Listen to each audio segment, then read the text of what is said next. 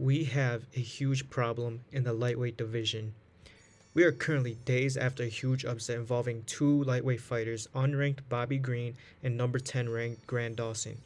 Grant Dawson was a huge favorite to beat fan favorite Bobby Green, but that is not how it played out. In the first 30 seconds of the first round, Bobby Green defied the odds and KO'd Grant Dawson with a straight left out of nowhere in the first round. Just a perfect punch at the right time. Grant was supposed to run through Bobby Green and demolish him, making himself as a known contender in the lightweight division, but Bobby Green shut all that down. So this had me thinking, why are the new generation of lightweight contenders losing to the old generation of lightweights? This first started at UFC 280 with Mateusz Gamrot facing the fight Beneil Dariush. While being the slight favorite, Gamrot would go into the fight with the game plan to wrestle and wear down Dariush with his pace and pressure. Dariush, using his exceptional takedown defense, used it to stuff Gamrot's takedown, using his strikes to beat him on all three scorecards, even knocking him down in the second round and winning the fight in a unanimous decision. Then a couple months later, Rafael Fiziev and Justin Gaethje were set to fight. When this fight was first announced, UFC fans all over the world were saying that Justin stood no chance against a young, hungry killer in Rafael Fiziev, saying that his chin is deteriorating after Charles Oliveira lost in all the wars he's been in. Fiziev was a 3-1 favorite over Justin Gaethje. This just shows how UFC fans did not believe in Justin Gaethje at all and thought that he was going to lose to Rafael Fiziev. The fight went all three rounds, with Fiziev having the most success in the first round,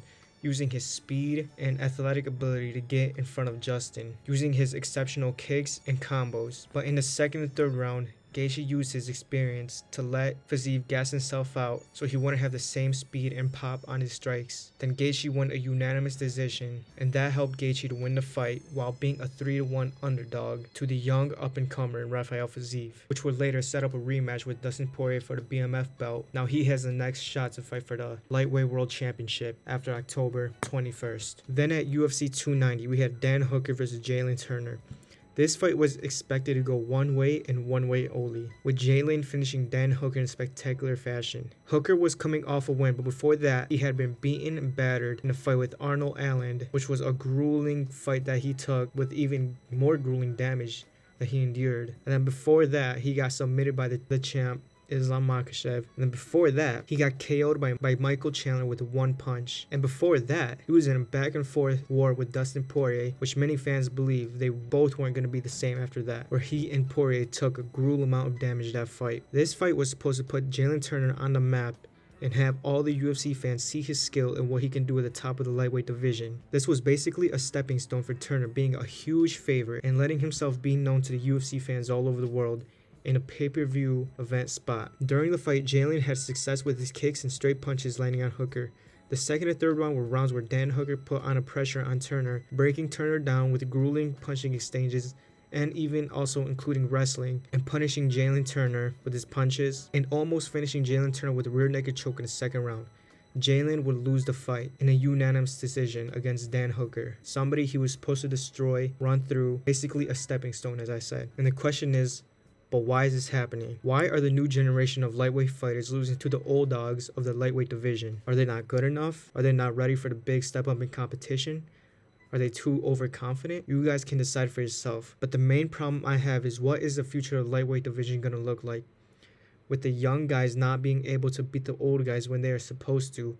According to the odds, according to the fans, they're supposed to win, but then they lose and they can't beat them. What are they going to look like from a year now? Are they going to be superstars? I don't know if they keep on losing. We had BJ Penn, superstar, to Khabib, superstar, and they were both killers. They ran through multiple people. And now we have Islam, Poirier, Gaethje, Charles, superstars and all killers with exciting fights and fan favorites, and they have that aura about them, like they deserve to be on top of the division. Even Tony Ferguson, he had that aura where he was basically the uncrowned champ, beating contenders left and right. He was on a 12-fight win streak. Where's that aura coming from the new generation of lightweights? There is none right now. They keep on losing fights that they're supposed to win, and they're losing pretty badly. Turner, he lost bad. Gamrot, he got shut down. Fiziev, he lost, but not in a too devastating way. But man, is it only a matter of time before UFC fans just stop caring about these new lightweight fighters and to just consider them fun fighters without wait for them to fight for a belt one day? Maybe they will, maybe they won't. What do you guys think? Leave down in the comments. Am I overreacting,